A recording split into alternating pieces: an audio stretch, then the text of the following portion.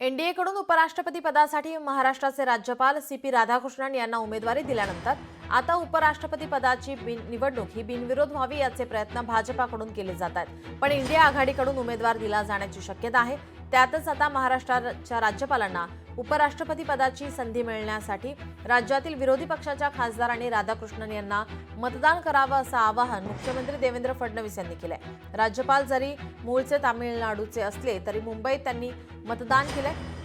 उपराष्ट्रपती पदाची उमेदवारी महाराष्ट्राच्या राज्यपालांना मिळाली ही महाराष्ट्रासाठी विशेष आनंदाची बाब असून महाराष्ट्रातील इतर पक्षांच्या खासदारांना विनंती आहे की त्यांनी राधाकृष्णन यांना मतदान केले पाहिजे। महाराष्ट्राची अस्मिता सांगणारे पक्ष आहेत। ठाकरे, शरद पवार यांनीही राधाकृष्णन यांना मदत केली पाहिजे असं वक्तव्य मुख्यमंत्री देवेंद्र फडणवीस यांनी केलं आहे। सीपी राधाकृष्णन यांना उपराष्ट्रपती पदाचा उमेदवार म्हणून एनडीएने घोषित केलंय। सीपी राधाकृष्णन हे जरी मूळचे तमिळनाडूचे असले तरी महाराष्ट्राचे राज्यपाल देखील आहेत आणि महाराष्ट्राचे मतदार देखील आहेत। महाराष्ट्राकरता ही विशेष आनंदाची गोष्ट आहे। त्याकरता आम्ही त्यांना सोडण्याकरता देखील गेलो होतो।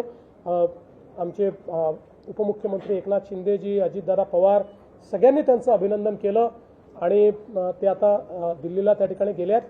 पण माझी एक अपेक्षा आहे की महाराष्ट्रामध्येही महाराष्ट्रातल्या सर्व खासदारांनी आपल्या महाराष्ट्रातला माणूस हा उपराष्ट्रपती होतोय आणि म्हणून त्यांना मतदान केलं पाहिजे। लोकशाही मराठी ऐका, पहा, जागरूक रहा।